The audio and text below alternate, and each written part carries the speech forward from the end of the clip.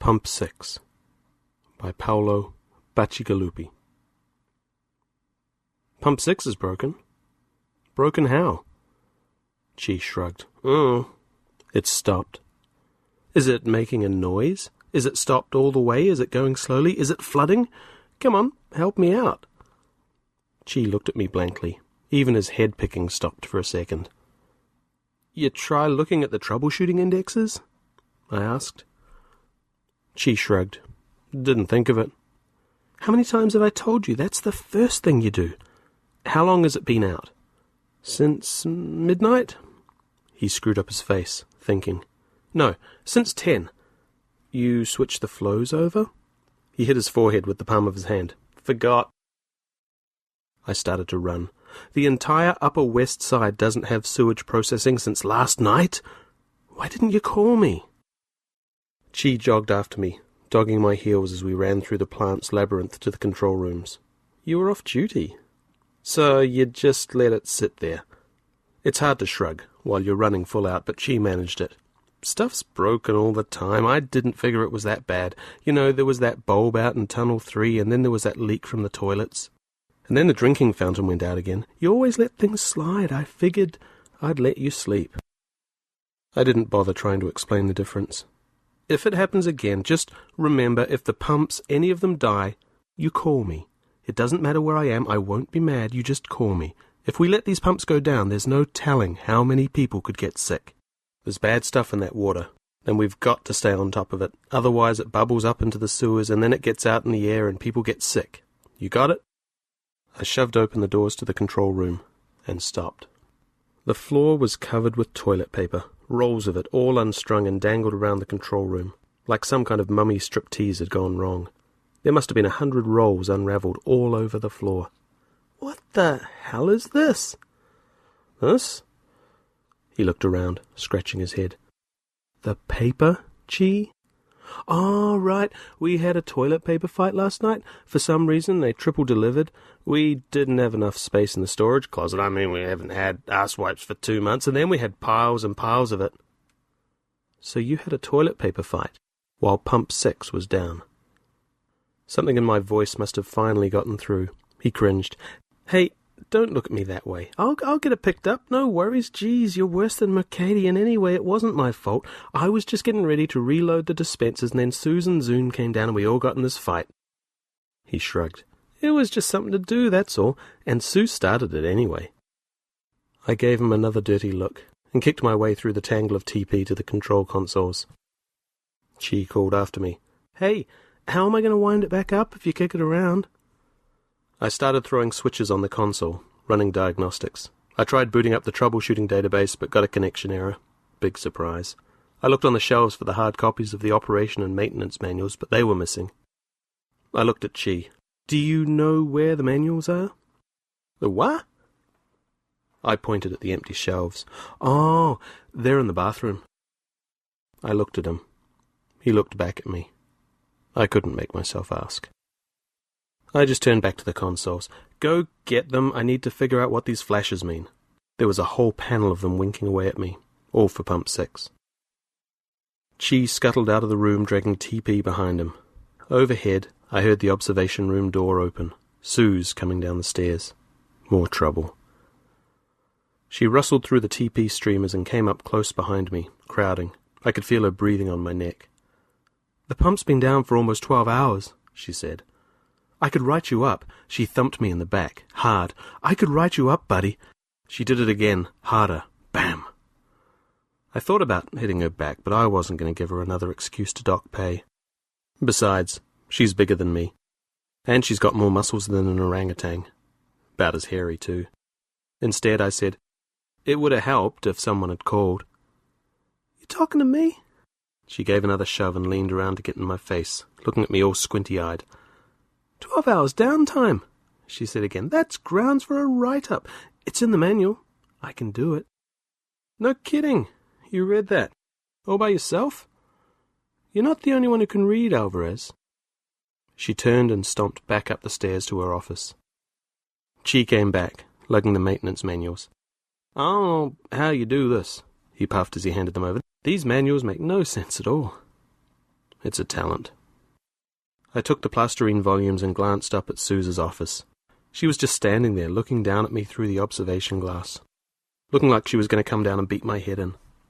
A dimwit promo who got lucky when the old boss went into retirement. She has no idea what a boss does, so mostly she spends her time scowling at us, filling out paperwork that she can't remember how to route, and molesting her secretary. Employment guarantees are great for people like me, but I can see why you might want to fire someone. The only way Suze was ever going to leave was if she fell down the observation room stairs and broke her neck. She scowled harder at me, trying to make me look away. I let her win. She'd either write me up or she wouldn't, and even if she did, she might still get distracted and forget to file it. At any rate, she couldn't fire me. We were stuck together, like a couple of cats tied in a sack. I started thumbing through the manual's plastic pages, going back and forth through the indexes as I cross-referenced all the flashes. I looked up again at the console. There were a lot of them, maybe more than I'd ever seen. Chi squatted down beside me, watching. He started picking his head again. I think it's a comfort thing for him, but it makes your skin crawl until you get used to it. Makes you think of lice. "You do that fast," he said. "How come you didn't go to college?" "You kidding?" "No way, man. You're the smartest guy I ever met. You totally could have gone to college." I glanced over at him, trying to tell if he was screwing with me. He looked back at me completely sincere, like a dog waiting for a treat. I went back to the manual. No ambition, I guess. The truth was, I never made it through high school.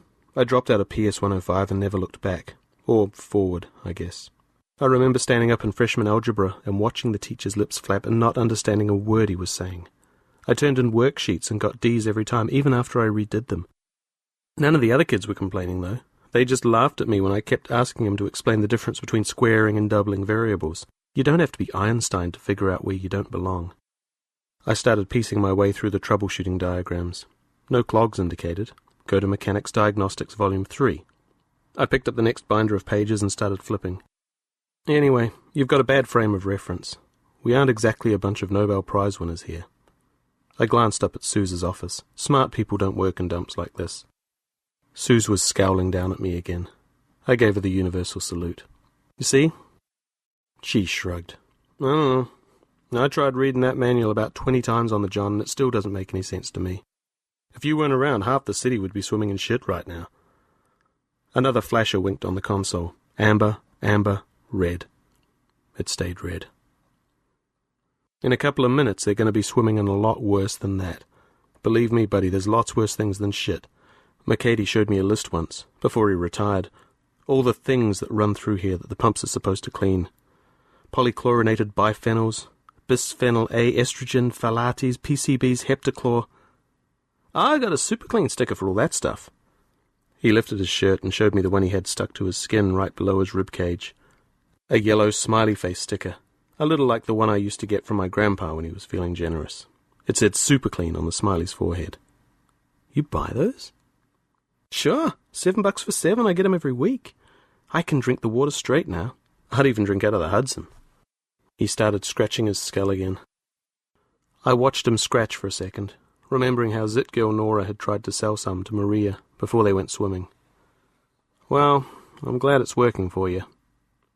I turned and started keying restart sequences for the pumps. Now let's see if we can get this sucker started up and keep all the neighbours who don't buy stickers from having a pack of trogs. Get ready to pull a reboot, on my say-so. Chi went over to clear the data lines and put his hands on the restart levers. "I don't know what difference it makes. I went through the park the other day and you know what I saw? A mama trog and 5 little baby trogs. What good does it do to keep trogs from getting born to good folks when you just get those ones down the park making whole litters?" I looked over at Chi to say something back, but he kinda had a point. The reboot sequences completed, and Pump 6's indicators showed primed. 3, 2, 1. "Primed full," I said. "Go, go, go."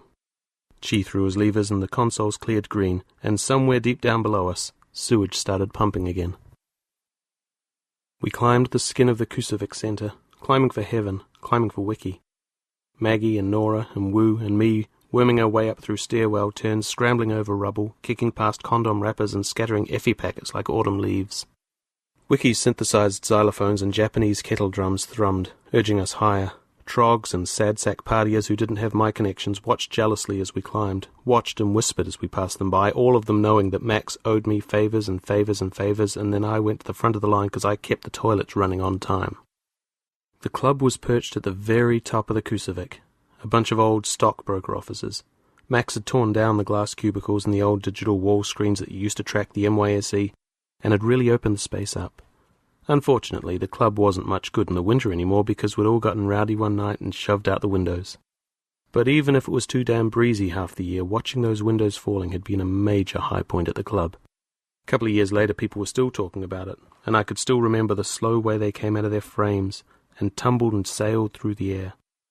And when they hit bottom, they splashed across the streets like giant buckets of water. At any rate, the open-air thing worked really good in the summer, with all the rolling brownouts that were always knocking out the AC. I got a shot of Effie as we went in the door, and the club rode in on a wave of primal flesh, a tribal gathering of sweaty jumping monkeys in half-torn business suits, all of us going crazy and eyeball-wide until our faces were as pale and big as fish wallowing in the bottom of the ocean. Maggie was smiling at me as we danced, and our whole oven fight was completely behind us. I was glad about that, because after our fork in the outlet fight, she acted like it was my fault for a week, even after she said she forgave me. But now, in the dance throb of Wiki, I was her white knight again, and I was glad to be with her, even if it meant dragging Nora along. All the way up the stairs, I tried not to stare at Zora's zit-pocked skin, or make fun of her swollen-up face, but she knew what I was thinking, because she kept giving me dirty looks whenever I warned her to step around places where the stairway was crumbling. Talk about stupid, though. She's about as sharp as a marble. I won't drink or swim in any of the water around here. It comes from working with sewage all the time. You know way too much about everything that goes in and out of the system. People like Nora put a Kali Mary pendant between their tits or stick a super clean smiley to their arse cheek and hope for the best. I drink bottled water and only shower with a filter head, and sometimes I still get creeped out. No pus rashes, though. The kettle drums throbbed inside my eyeballs. Across the club, Nora was dancing with Wu, and now that my Effie was kicking into overdrive, I could see her positive qualities. She danced fast and furious. Her hair was long and black, her zits were the size of breasts. They looked succulent. I sidled up to her and tried to apologize for not appreciating her before, but between the noise and my slobbering on her skin, I guess I failed to communicate effectively. She ran away before I could make it up to her, and I ended up bouncing alone in Wiki's kettle drum womb, while the crowds rode in and out around me, and the Effie built up in ocean throbs that ran from my eyeballs to my crotch and back again, bouncing me higher and higher and higher. A girl in torn knee socks and a nun's habit was mewling in the bathroom when Maggie found us and pulled us apart and took me on the floor with people walking around us and trying to use the stainless steel piss-troughs, but then Max grabbed me and I couldn't tell if we'd just been doing it on the bar, and if that was the problem, or if I was just taking a leak in the wrong place, but Max kept complaining about bubbles in his gin and a riot that he was going to have on his hands if those Effie freaks didn't get their liquor, and he shoved me down under the bar where the tubes were coming out of vats of gin and tonic, and it was like floating away inside the guts of an octopus with the waves of the kettle drums booming away inside me. I wanted to sleep down there, maybe hunt for the nun's red panties, except that Max kept coming back to me with more Effie and saying we had to find the problem, the bubbly problem, the bubbly problem. Take some of this, it will clear your damn head. Find where the bubbles come from, where they fill the gin. No, the tonic. No bubbles in the tonic. Find the tonic, stop the riot, and make it all okay before the gag gas trucks come and shut us down. And damn it, what are you sniffing down under there?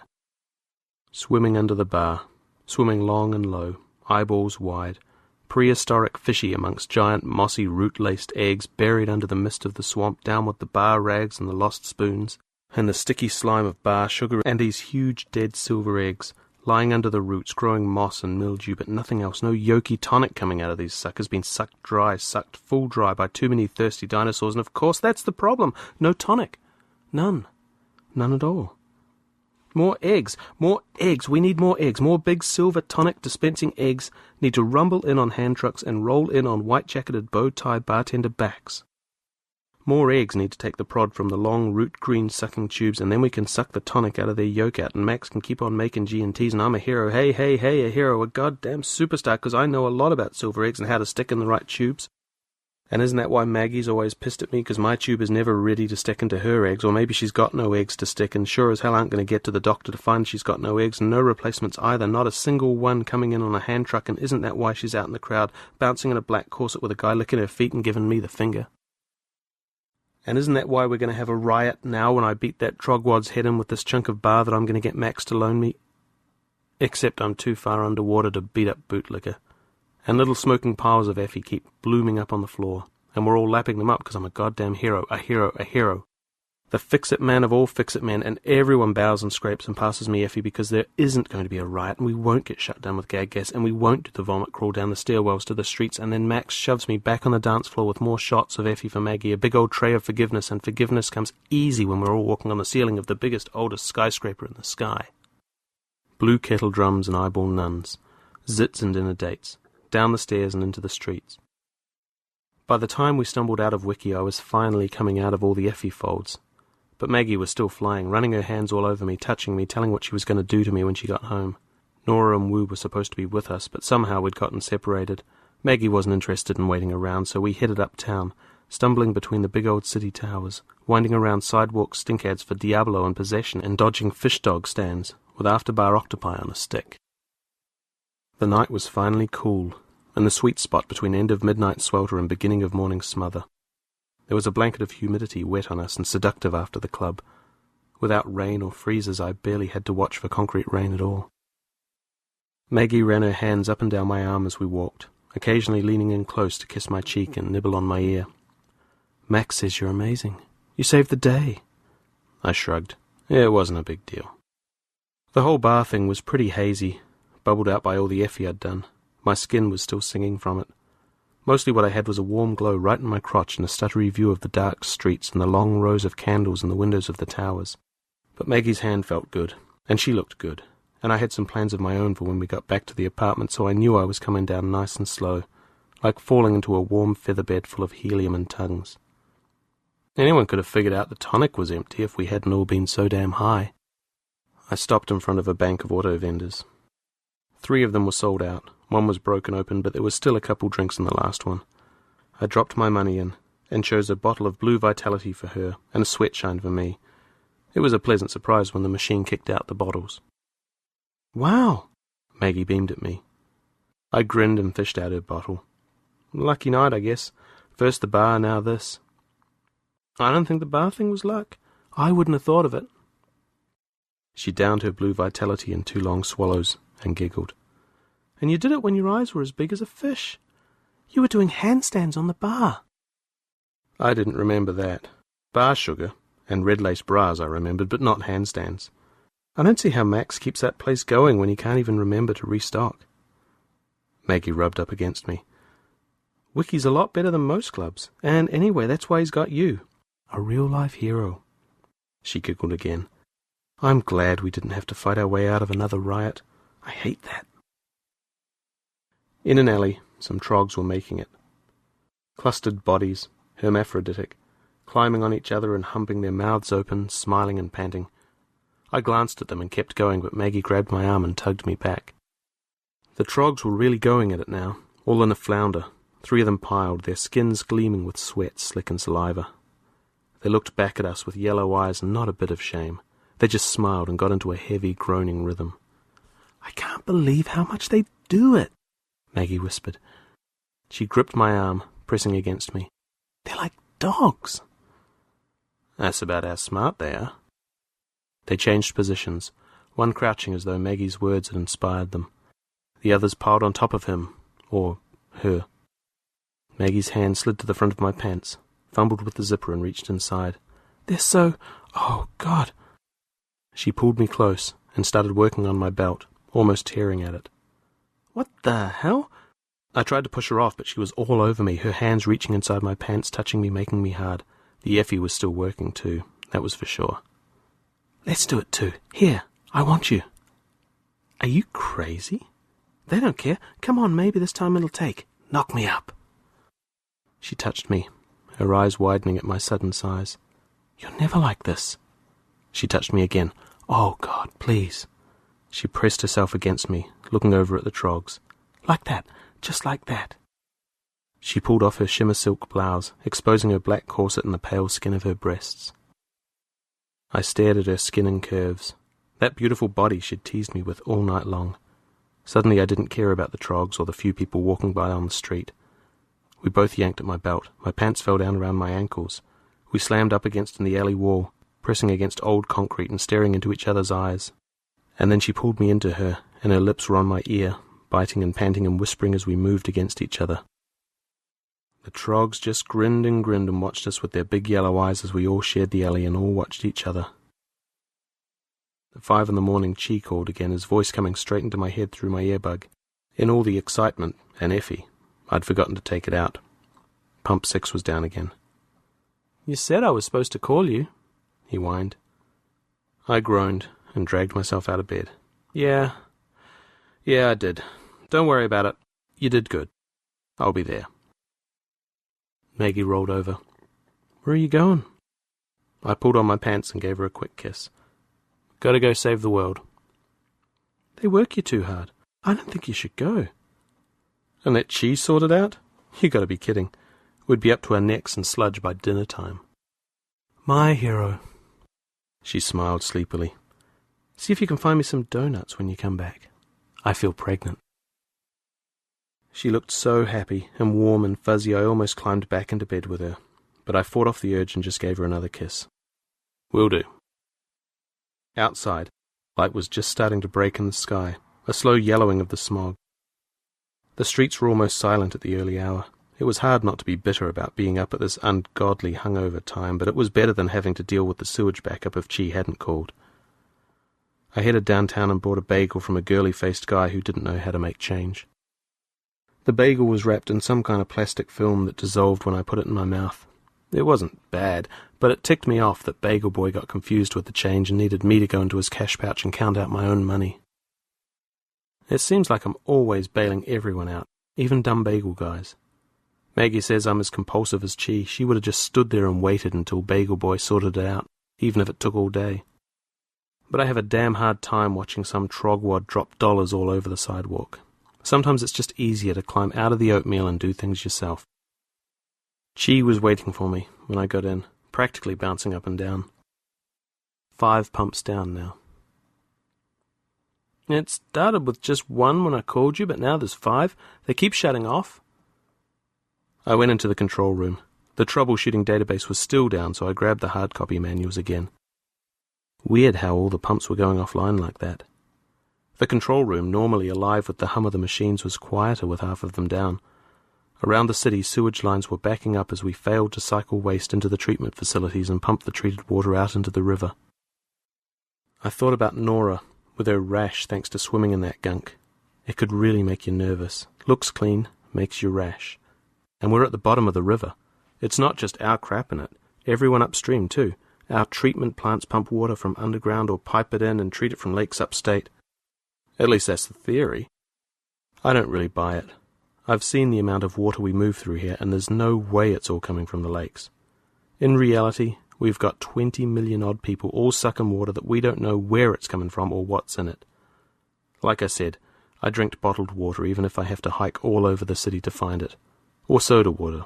Or tonic, even. I closed my eyes, trying to piece the evening back together. All those empty canisters of tonic under the bar. Travis Alvarez saves the world while flying to the moon on Effie, and 2 rounds of sex yesterday. Hell yeah. Chi and I brought the pressure dynes up, one by one. All of them came back online except pump 6. It was stubborn. We reprimed it. Fired. Reprimed. Nothing. Suze came down to backseat drive, dragging Zoo, her secretary, behind her. Suze was completely strung out. Her blouse was half tucked in and she had big old fishy Effie eyes that were almost as red as the flashes on the console. But her fishy eyes narrowed when she saw all the flashes. "How come all the pumps went down? It's your job to keep them working." I just looked at her. Zoned out of her mind at 6 a.m, romping around with her secretary girlfriend while she tried to crack the whip on the rest of us. Now that's leadership. Suddenly I thought maybe I needed to get a different job. Or needed to start licking big piles of Effie before I came to work. Anything to take the edge off Suze. "If you want me to fix it, I'll need you to clear out, so I can concentrate." Suze looked at me like she was chewing on a lemon. "You better get it fixed." She poked my chest with a thick finger. "If you don't, I'm making Chi your boss." She glanced at Zoo. "It's your turn on the couch. Come on." They trooped off. Chi watched them go. He started picking at his head. "They never do any work," he said. Another flasher went amber on the console. I flipped through the manual, hunting for a reason. Who does? A job like this where nobody gets fired? Yeah, but there ought to be a way to get rid of her at least. She moved all her home furniture into the office the other day. She never goes home now. Says she likes the AC here. You shouldn't complain. You're the guy who was throwing TP around yesterday. He looked at me, puzzled. So? Never mind. Don't worry about Suze. We're the bottom of the pile, Chi. Get used to it. Let's try the reboot again. It didn't work. I went back to the manual. Sludge was probably coming up 100,000 toilets in the city by now. Weird how all the pumps shut down like that. 1, 2, 3, 4. I closed my eyes, thinking. Something about my Effie spree kept tickling the back of my head. Effie flashbacks for sure, but they kept coming. Big old eggs, big old silver eggs, all of them sucked dry by egg-slurping dinosaurs. Wow. That was some kind of weird spree. Nuns and stainless steel eggs. The urinals and Maggie. I blinked. Everything clicked. Pieces of the puzzle coming together. Cosmic Effie convergence. Emptied silver eggs. Max forgetting to restock his bar. I looked up at Chi, and then down at the manuals, and then back up at Chi. How long have we been running these pumps? What do you mean? When did they get installed? Chi stared at the ceiling, picked his head thoughtfully. Hell if I know. Before I came on, that's for sure. Me too. I've been here 9 years. Have we got a computer that would tell us that? A receipt? Something? I flipped to the front of the manual in my hands. Pressuredyne, high-capacity, self-purging, multi-platform pumping engine. Model 13-44474-888. I frowned. This manual was printed in 2020. Chi whistled and leaned over to finger the plasticized pages. That's pretty damn old. Built to last, right? People built things to last back then. More than 100 years? He shrugged. I had a car like that once. Real solid. Engine hardly had any rust at all. And had both headlights. But too damn old. He picked something out of his scalp and examined it for a second before flicking it onto the floor. No one works on cars anymore. I can't remember the last time I saw a taxi running. I looked at him, trying to decide if I wanted to say anything about flicking scalp on the floor, and then just gave it up. I flipped through the manual some more until I found the part I wanted. Individual reporting modules, remote access, connectivity features, and data collection. Following the manual's instructions, I opened a new set of diagnostic windows that bypassed the Pressuredyne's generalized reports for pump station managers and instead connected directly with the pump's raw log data. What I got was host source data not found. Big surprise. The rest of the error text advised me to check the remote reporting module extension connectors, whatever those were. I closed the manual and tucked it under my arm. Come on, I think I know what's wrong. I led Chi out of the control room and down into the bowels of the tunnels and plant system. The elevator was busted, so we had to take the access stairs. As we went deeper and deeper, darkness closed in. Grit and dust were everywhere. Rats skittered away from us. Isolated LEDs kept the stairwell visible, but barely. Dust and shadows and moving rats were all you could see in the dim amber. Eventually, even the LEDs gave out. Chi found an emergency lantern in a wall socket, blanketed with grey, fluffy dust, but it still had a charge. My asthma started to tickle and close in. Sitting on my chest from all the crud in the air, I took a hit off my inhaler, and we kept going down. Finally, we hit bottom. Light from Chi's lantern wavered and disappeared in the cavern's darkness. The metal of the Pressuredynes glinted dimly. Chi sneezed. The motion sent his lantern rocking. Shadows shifted crazily until he used a hand to stop it. You can't see shit down here, he muttered. Shut up. I'm thinking. I've never been down here. I came down, once, when I first came on, when McCady was still alive. No wonder you act like him. He trained you? Sure. I hunted around for the emergency lighting. Mercati had shown the switches to me when he brought me down nearly a decade before and told me about the pumps. He'd been old then, but still working, and I liked the guy. He had a way of paying attention to things, focused. Not like most people who can barely say hello to you before they start looking at their watch or planning their party schedule or complaining about their skin rashes. He used to say my teachers didn't know shit about algebra, and that I should have stayed in school. Even knowing that he was just comparing me to Suze, I thought it was a pretty nice thing for him to say. No one knew the pump systems as well as he did, so even after he got sick and I took over his job, I'd sneak out to the hospital to ask him questions. He was my secret weapon, until the cancer finally took out his guts. I found the emergency lighting and pulled the switches. Fluorescent lights flickered and came alive, buzzing. Some bulbs didn't come on, but they were enough. She gasped. "They're huge!" A cathedral of engineering. Overhead, pipes arched through cavern dimness, shimmering under the muted lights of the fluorescents. An interconnecting web of iron and shadows that centered in complex rosettes around the ranked loom of the pumps. They towered over us, gleaming dully 3 stories tall, steel dinosaurs. Dust mantled them. Rust blossoms patterned their hides in complex overlays that made them look like they'd been draped in oriental rugs. Pentagonal bolts as big as my hands studded their armor plating and stitched together the vast sectioned pipes that spanned the darkness and shot down black tunnels in every compass direction, reaching for every neighborhood in the city. Moisture jewels gleamed and dripped from ancient joints. The pumps thrummed on, perfectly designed, forgotten by everyone in the city above. Beasts working without complaint, loyal despite abandonment. Except that one of them had now gone silent. I stifled an urge to get down on my knees and apologize for neglecting them, for betraying these loyal machines that had run for more than a century. I went over to Pump 6's control panel and stroked the dinosaur's vast belly where it loomed over me. The control panel was all covered with dust, but it glowed when I ran my hand over it. Amber signals and lime text, glowing authoritatively, telling me just what was wrong, telling me, and never complaining that I hadn't been listening. Raw data had stopped piping to the control room at some point, and had instead sat in the dark, waiting for someone to come down and notice it. And the raw data was the answer to all my questions. At the top of the list, Model 13-44474-888 requires scheduled maintenance. 946,080,000 cycles completed. I ran through the pump diagnostics.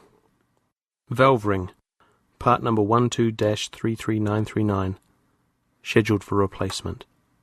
Piston parts, number 232-2, 222-5, 222-6, 222-4-1, scheduled for replacement.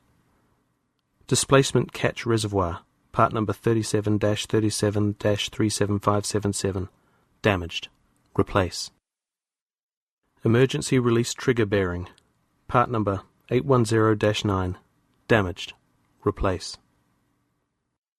Valve kit, part number 437834-13, damaged. Replace. Master drive regulator, part number 39-23-9834959-5, damaged. Replace. Priority maintenance.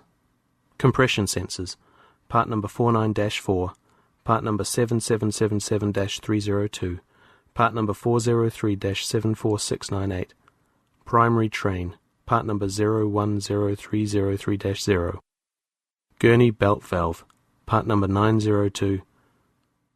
The list went on. I keyed into the maintenance history. The list opened up, running well into Mercati's tenure and even before, dozens of maintenance triggers and scheduled work requests, all of them blinking down here in the darkness and ignored. 25 years of neglect. "Hey," Chi called, "check this out. They left magazines down here." I glanced over. He had found a pile of trash someone had stuffed under one of the pumps. He was down on his hands and knees, reaching underneath, rooting things out. Magazines, what looked like food wrappers. I started to tell him to quit messing with stuff, but then I let it go. At least he wasn't breaking anything. I rubbed my eyes and went back to the pump diagnostics. For the 6 years I'd been in charge, There were over a dozen errors displayed, but the pressure dynes had just kept going, chugging away as bits and pieces of them rattled away, and now suddenly this one had given way completely, coming apart at the seams, loyally chugging until it just couldn't go on anymore, and the maintenance backlog finally took the sucker down. I went over and started looking at the logs for the other 9 pumps. Every one of them was riddled with neglect, warning dumps, data logs full of error corrections, alarm triggers. I went back to Pump 6 and looked at its logs again. The men who'd built the machines had built them to last, but enough little tiny knives can still kill a big old dinosaur, and this one was beyond dead. "We need to call Pressure Dyne," I said. "This thing is going to need more help than we can give it." Chi looked up from a found magazine with a bright yellow car on the cover. "Do they even exist anymore?" "They better." I grabbed the manual and looked up their customer support number. It wasn't even in the same format as our numbers. Not a single letter of the alphabet in the whole damn thing. Not only did Pressure Dyne not exist, they'd gone bankrupt more than 40 years ago, victims of their own overly well-designed pump products. They'd killed their own market. The only bright spot was that their technology had slouched into the public domain, and the net was up for once so I could download schematics of the Pressure Dynes. There was a ton of information, except I didn't know anyone who could understand any of it. I sure couldn't.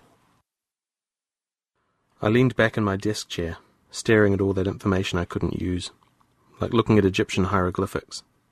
Something was there, but it sure beat me what I was supposed to do with it.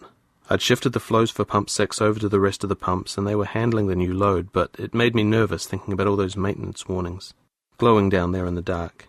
Mercury extender seal. Part number 5974-30. Damaged. Replace. Whatever the hell that meant. I downloaded everything about Pressure Dynes onto my phone bug. Not sure who I'd take it to, but damn sure no one here was going to be able to help. "What are you doing with that?" I jumped and looked around. Suze had snuck up on me. I shrugged. "Dunno. See if I can find someone to help, I guess." "That's proprietary. You can't take those schematics out of here. Wipe it." "You're crazy. It's public domain." I got up and popped my phone bug back into my ear. She made a swipe at it, but I dodged and headed for the door. She chased after me, a mean mountain of muscle. "I could fire you, you know." "Not if I quit first." I yanked open the control room door and ducked out. "Hey, get back here. I'm your boss." Her voice followed me down the corridor, getting fainter. "I'm in charge here, damn it. I can fire you. It's in the manual. I found it. You're not the only one who can read. I found it. I can fire you. I will." Like a little kid having a fit. She was still yelling when the control room doors finally shut her off. Outside, in the sunshine, I ended up wandering in the park, watching the trogs and wondering what I did to piss off God that he struck me with a nut job like Sue's. I thought about calling Maggie to meet me, but I didn't feel like telling her about work. Half the time when I tried to explain stuff to her, she just came up with bad ideas to fix it, or didn't think the things I was talking about were such a big deal. And if I called up halfway through the day, she'd definitely wonder why I left so early, and what was going on, and then, when I didn't take her advice about Suze, she'd just get annoyed. I kept passing trogs, humping away and smiling. They waved at me to come over and play. I just waved back. One of them must have been a real girl, because she was distendedly obviously pregnant, bouncing away with a couple of her friends, and I was glad again that Maggie wasn't with me. She had enough pregnancy hang-ups without seeing the trogs breeding. I wouldn't have minded throwing Suze to the trogs, though. She was about as dumb as one. Christ, I was surrounded by dummies. I needed a new job, some place that attracted better talent than sewage work did. I wondered how serious Suze had been about trying to fire me, if there really was something in the manuals that we'd all missed about hiring and firing. And then I wondered how serious I was about quitting. I sure hated Suze, but how do you get a better job when you hadn't finished high school, yet alone college? I stopped short. Sudden enlightenment. College. Columbia. They could help. They'd have some sharpie who could understand all the pressure dyne information. An engineering department or something. They were even dependent on Pump 6. Talk about leverage. I headed uptown on the subway, with with a whole pack of snarly, pissed-off commuters, everyone scowling at each other and acting like you were stealing their territory if you sat down next to them. I ended up hanging from a strap and watching two old guys hiss at each other across the car, until we broke down at 86th and we all ended up walking. I kept passing clumps of trogs, lounging around on the sidewalks. A few of the really smart ones were panhandling, but most of them were just humping away. I would have been annoyed at having to shove through the orgy if I wasn't actually feeling jealous. I kept wondering why the hell I was out here in the sweaty summer smog taking hits off my inhaler, while Suze and Chi and Zoo were all hanging around in air-con comfort and basically doing nothing. What was wrong with me? Why was I the one who always tried to fix things? Mercady had been like that, always taking stuff on and then just getting worked harder and harder until the cancer ate him from the inside out. He was working so hard at the end, I think he might have been glad to go, just for the rest. Maggie always said they worked me too hard, and as I dragged my ass up Broadway, I started thinking she was right. Then again, if I left things to Chi and Suze, I'd be swimming up the Broadway River in a stew of crap and chemicals, instead of walking up a street. Maggie would have said that was someone else's problem, but she just thought so because when she flushed the toilet, it still worked. At the end of the day, it seemed like some people just got stuck dealing with the shit, and some people figured out how to have a good time. A half-hour later, covered with sweat and street grime, and holding a half-empty squirt bottle of rehydrating sweat shine I'd stolen from an unwary trog, I rolled through Columbia's gates and into the main quad, where I immediately ran into problems. I kept following signs for the engineering building, but they kept sending me around in circles. I would have asked for directions. I'm not one of those guys who can't. But it's pretty damn embarrassing when you can't even follow a simple sign. So I held off. And really, who was I going to ask? There were lots of kids out in the quad, all sprawled out and wearing basically nothing and looking like they were starting a trog colony of their own. But I didn't feel like talking to them. I'm not a prude, but you've got to draw the line somewhere. I ended up wandering around lost, going from one building to the next, stumbling through a jumble of big old Roman and Ben Franklin-style buildings, lots of columns and brick and patchy green quads, everything looking like it was about to start raining concrete any second, trying to figure out why I couldn't understand any of the signs. Finally, I sucked it up and asked a couple half-naked kids for directions. The thing that ticks me off about academic types is they always act like they're smarter than you. Rich kid free-ride prep school ones are the worst. I kept asking the best and brightest for directions, trying to get them to take me to the engineering department or the engineering building or whatever the hell it was. And they all just looked me up and down and gibbered at me like monkeys or else laughed through their effie highs and kept on going. A couple of them gave me a shrug and a dunno, but that was the best I got. I gave up on directions and just kept roaming. I don't know how long I wandered. Eventually I found a big old building off one of the quads, a big square thing with pillars like the Parthenon. A few kids were sprawled out on the steps, soaking up the sun, but it was one of the quietest parts of the campus I'd seen. The first set of doors I tried was chained, and so was the second, but then I found a set where the chain had been left undone, 2 heavy lengths of it dangling with an old open padlock on the end. The kids on the steps were ignoring me, so I yanked open the doors. Inside, everything was silence and dust. Big old chandeliers hung down from the ceiling, sparkling with orangey light that filtered through the dirt on the windows. The light made it feel like it was the end of the day, with the sun starting to set even though it was only a little past noon.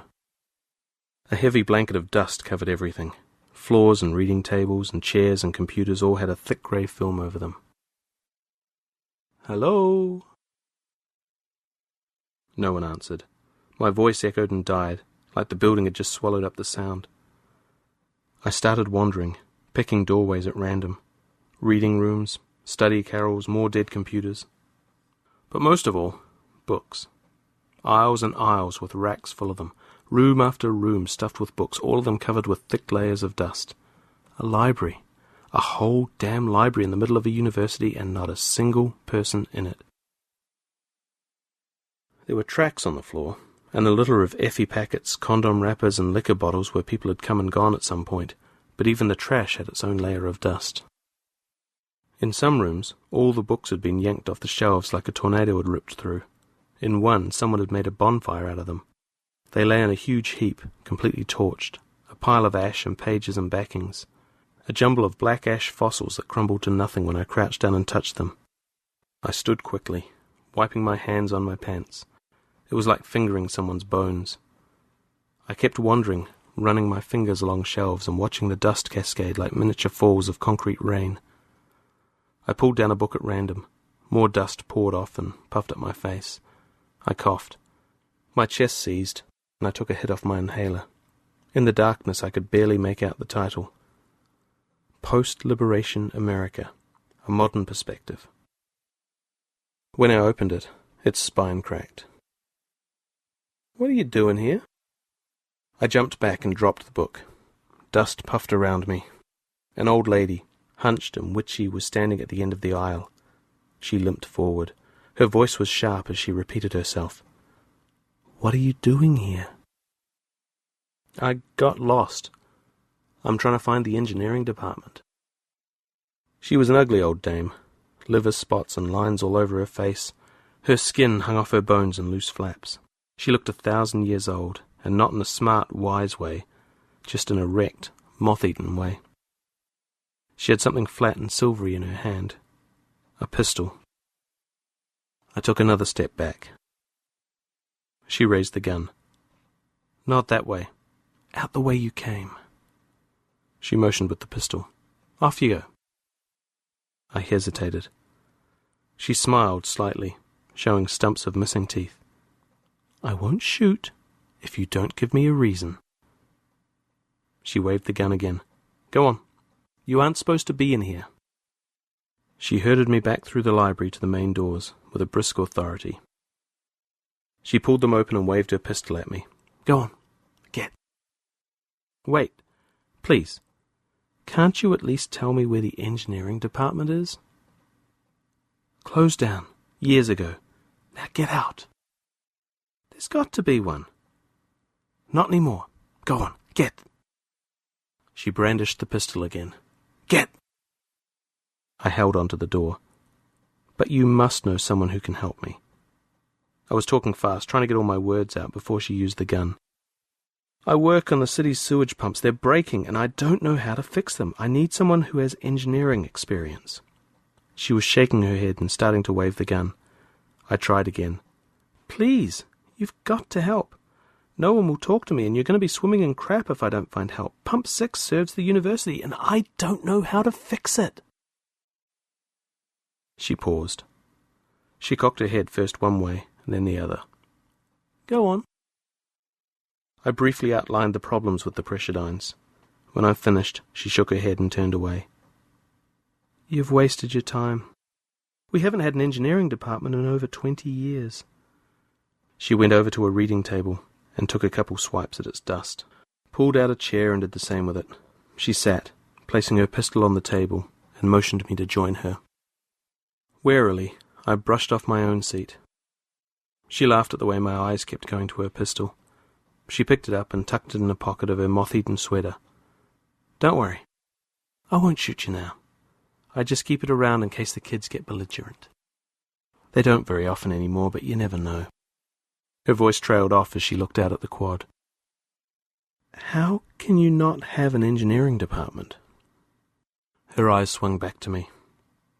"Same reason I closed the library." She laughed. "We can't have the students running around in here, can we?" She considered me for a moment, thoughtful. "I'm surprised you got in. I must be getting old, forgetting to lock up like that." "You always lock it? Aren't you librarians?" "I'm not a librarian," she interrupted. "We haven't had a librarian since Herman Sue died." She laughed. "I'm just an old faculty wife. My husband taught organic chemistry before he died." "But you're the one who put the chains on the doors." "There wasn't anyone else to do it. I just saw the students partying in here and realized something had to be done before they burned the damn place down." She drummed her fingers on the table, raising little dust puffs with her bony digits as she considered me.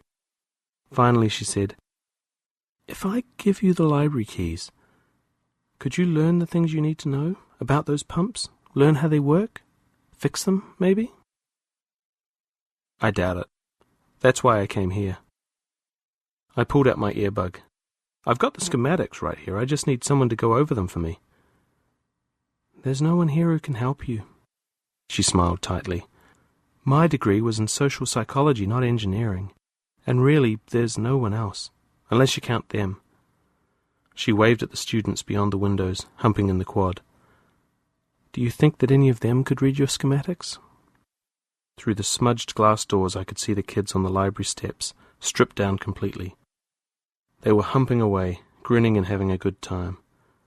One of the girls saw me through the glass and waved at me to join her. When I shook my head, she shrugged and went back to her humping. The old lady studied me like a vulture. See what I mean? The girl got into her rhythm. She grinned at me watching and then motioned again for me to come out and play. All she needed was some big yellow eyes, and she would have made a perfect trog. I closed my eyes and opened them again. Nothing changed. The girl was still there with all her little play friends, all of them romping around and having a good time. The best and the brightest, the old lady murmured. In the middle of the quad, more of the students were stripping down, none of them caring that they were doing it in the middle of broad daylight, none of them worried about who was watching, or what anyone might think. A couple hundred kids, and not a single one of them had a book, or a notepad, or pens, or paper, or a computer with them. The old lady laughed. Don't look so surprised. You can't say someone of your caliber never noticed. She paused, waiting, and then peered at me incredulous. The trogs? The concrete rain? The reproductive disorders? You've never wondered about any of it? She shook her head.